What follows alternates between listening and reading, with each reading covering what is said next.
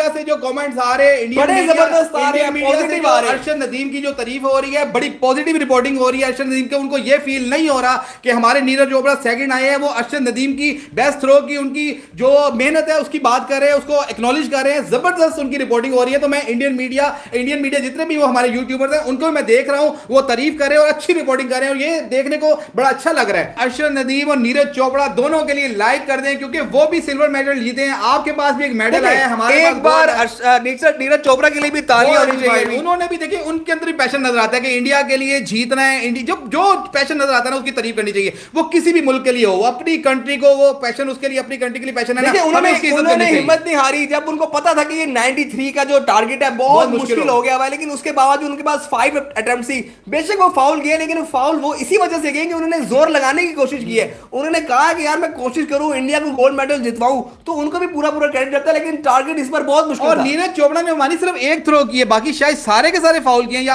एक शायद लास्ट वाली थ्रो की है, तो एक ही थ्रो में वो अपना सिल्वर मेडल बेस्ट दे दिए। अगर बाकी फाउल ना होते तो वो शायद इससे भी बेहतर थ्रो कर सकते हैं, उनके पास कैपेसिटी है। वो देखिए फॉर्मर चैंपियन रहे हैं। और अरशद नदीम उनको अपना उस्ताद मानते हैं, उनको देखकर उनकी बड़ी इज्जत करते हैं नीरज चोपड़ा की। और देखिए उनको देख देख के उन्होंने सीखा है। देखिए जिससे आपने सीखा हो उसको जब आप कभी हराएं तो देखिए इज्जत भी रहती है, और देखिए प्राउड भी फील होता है कि आपने अपने उस्ताद को कह लें कि नीरज चोपड़ा जिसको आप अपना उस्ताद कहते थे उसको आपने हराया, तो ये प्राउड फीलिंग भी होगी। और इस टाइम नीरज चोपड़ा ने मेरा ख्याल है गले लगा के उनको मुबारकबाद दी भी होगी, शायद हमसे विजुअल मिस हो गया हो। तो ये बड़ी अच्छी बाउंडिंग है दोनों के दरमियान, नीरज चोपड़ा और अरशद नदीम। देखिए मैसल में कैसी जबरदस्त है, कह लें कुदरत का निजाम है, कुदरत का खेल है कि देखिए अगर एक स्पोर्ट है उसमें पाकिस्तान और इंडिया दोनों ही आगे आए हैं। जेवलिन थ्रो का मुकाबला देखिए कहीं और इंडिया पाकिस्तान का इस ओलंपिक में मुकाबला हुआ है? बिल्कुल नहीं हुआ। तो एक कैसे कुदरत का निजाम है ना कि जहां क्रिकेट में हम एक जैसे हैं, जहां फुटबॉल में हम एक जैसे हैं, हर स्पोर्ट्स में हमारा जो एक कह लें कि पिछला से चलता आ रहा है उसी तरह खेलते हैं, एक ही जोश से खेलते हैं। और